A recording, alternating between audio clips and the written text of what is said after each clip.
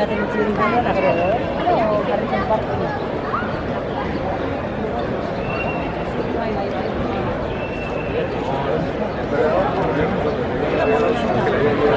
Felipe, la culpa de la cosa.